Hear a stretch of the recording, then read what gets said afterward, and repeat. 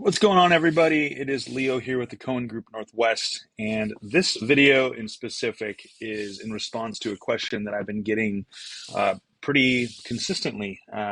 People that I know in other states or other areas that call me, know I'm in real estate, and ask me, what should I be looking for when I'm hiring a real estate agent or a lender?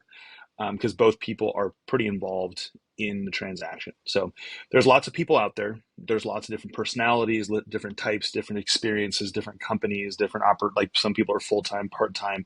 And I think completely unbiasedly, if I was looking for a real estate agent or a lender, here are kind of my criteria of what I would use in any market to determine who I would want to work with. Experience is important. So someone that's been around long enough to have seen, many different scenarios and understand contracts really thoroughly. That's also not been in it too long, where you have the opportunity to, or they're a little bit hungry, like they're out there looking. They're not just kind of resting on their laurels. They've been doing it long enough where they've experienced, but they also are still hungry. They're still in their prime. So asking questions like, how many homes do you sell per year? How many buyers do you typically take on at one time? Are they over committing to buy potential buyers? Like for myself, I typically don't take on more than 5 serious buyers. And then same with selling inventory. Sometimes we get a little bit above a comfortable listing inventory, but for the most part, I try to be really, uh, filtering on how many listings I take on that are different categories. Land listings I can take on more. Residential listings I probably want to take on less, just because I want to make sure that I'm focusing all my time and effort on each person that they deserve. So I think there's that piece, experience in the business, but also not too much experience, because too much experience sometimes leads to jadedness. Like they're just not willing to do the work that sometimes the hungrier agent has the grind for.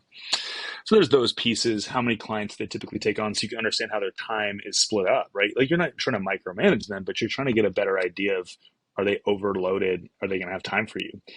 I think, as far as reviews go, I think reviews are really great, good and bad reviews. And most people have, 4.5, 5 stars. And if someone gave them a lower star, that's typically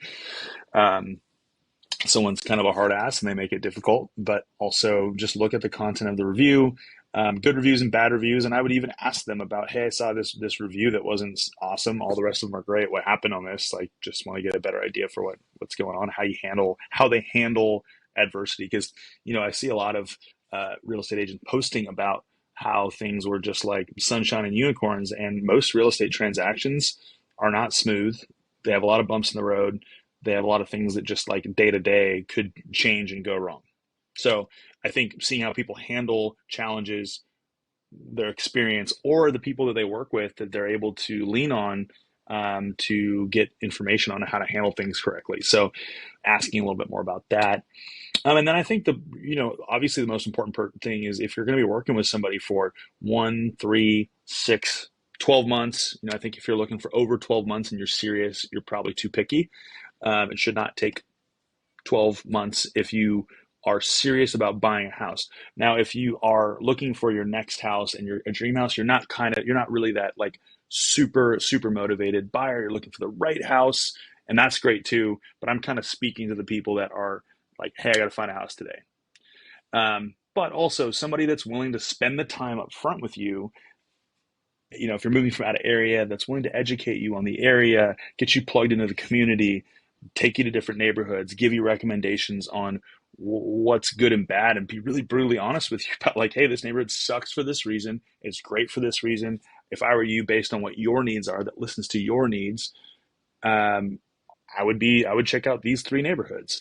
And I think that goes a long way. So somebody that's really willing to listen to you, but ultimately that you like. I mean, if you're going to work with someone for 1, 3, 6, 12 months, gotta like who you work with. If you don't like them, that's going to make it a problem.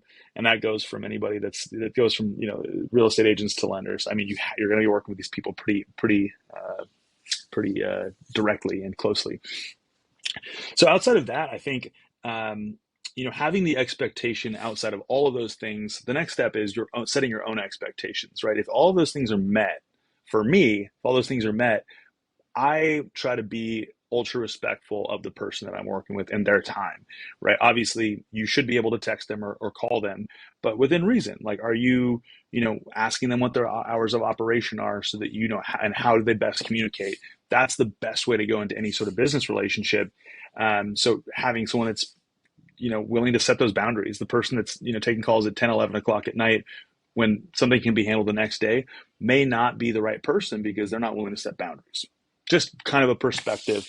I have a lot of respect for people's boundaries, and you should too as well. So those are some of my insights on what to look for in a real estate agent and a lender.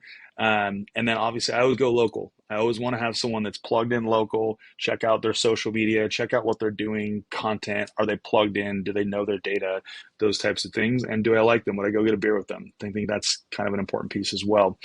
But those are my suggestions. If you have any questions and you're in a different state, or you're looking for a real estate agent here, I'm happy to meet with you. And if I'm not the right fit, there are some awesome agents here on the Cohen Group team. I'm happy to put you in touch with someone here. Everyone has kind of a different personality, so that's cool.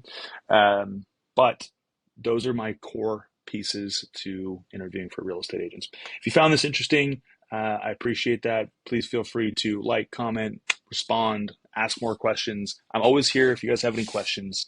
And of course, if you are on social media, follow our Instagram page for more educational series.